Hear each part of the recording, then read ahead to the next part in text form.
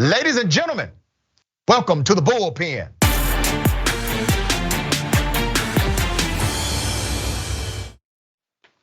In the Bullpen today, we have Mr. Eric Peterson, associate contributor, Young Voices, tech policy analyst, and commentator for various outlets, Reason Magazine, Washington Examiner, Real Clear Policy, etc. Eric, good day, welcome.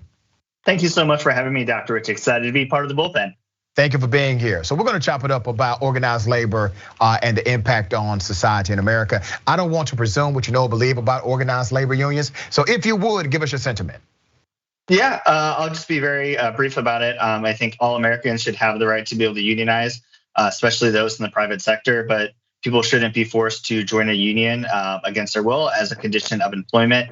I think the Supreme Court has been very good about that in recent years, and states that are like Louisiana, that are right to work states, are something we support. Let's talk about the organization or the movement of unionization. Naturally, unions are the reason why we have certain laws in America. It's the reason why we no longer have a 69-hour work week like we used to. It's the reason we have significant opportunities to spend time with family, vacation, family, medical leave act, etc. It's also the reason why we do have some movement in the minimum wage debate. And so they've been very good to us in those realities.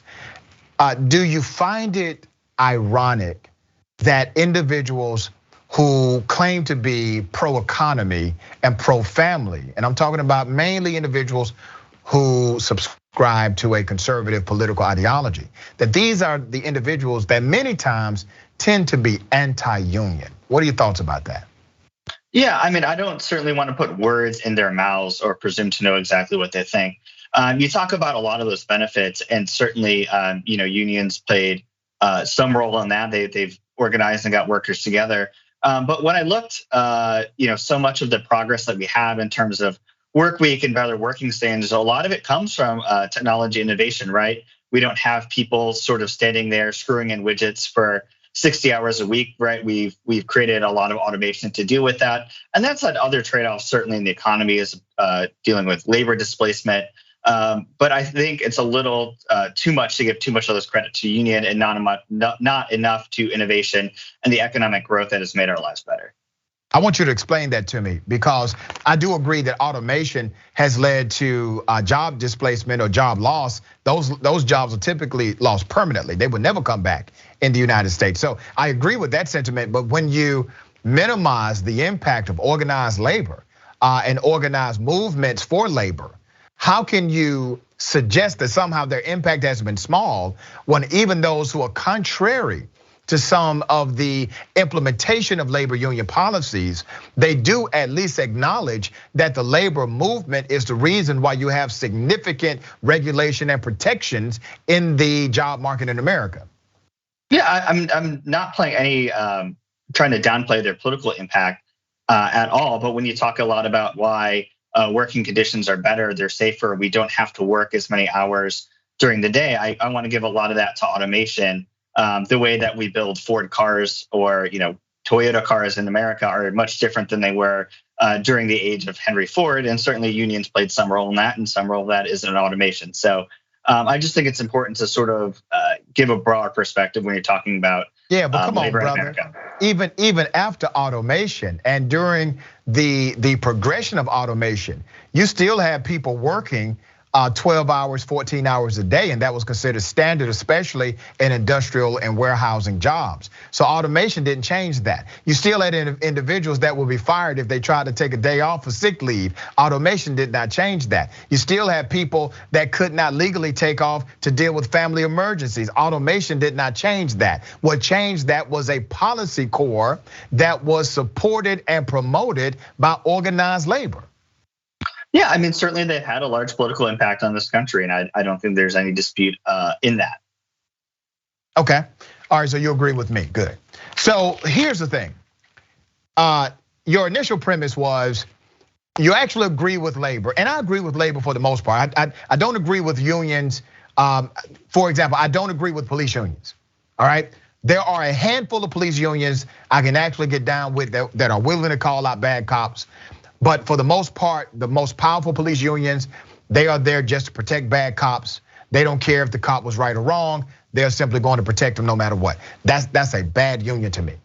But union outside of policing, primarily, is there to make sure that, one, you do have collective bargaining, but also you can't be fired for BS.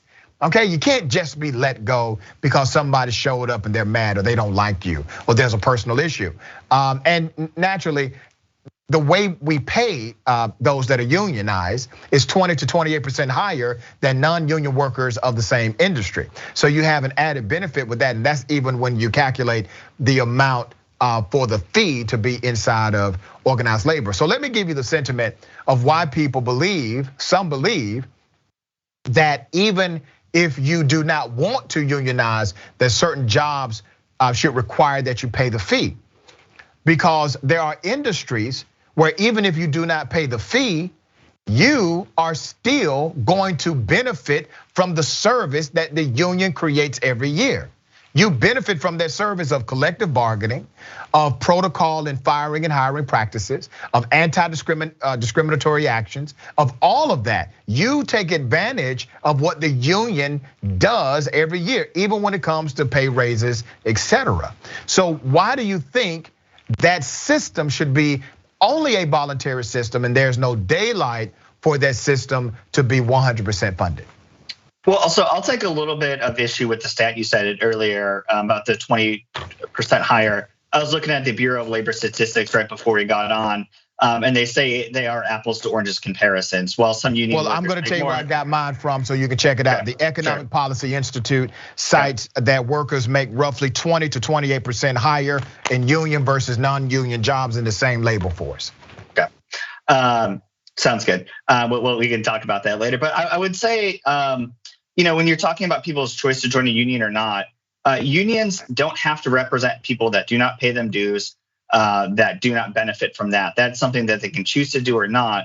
And when you look at Supreme Court decisions, right, they've said that people have an inherent First Amendment right to speak, and giving money towards organizations is speech. And so forcing people to fund organizations and speech that they don't agree with, I think is antithetical to the First Amendment and to being an American, frankly. And if we start to talk about certain places that are unionizing, look at Starbucks, right? They've had a few very small stores that have unionized, about 20 workers. It only takes 11 people to do that in that situation. If the 9 people just want to have their regular employment option with Starbucks, I think they should be able to do so, especially in jobs that they might not be in for long periods of time. Now, let me bring you to the next question, because honestly, I do get both sides of that debate, but I wanted to bring that to the forefront of the conversation because some people don't know why, or they're unaware as to why people suggest it. There are states that literally pass laws that make it illegal to unionize.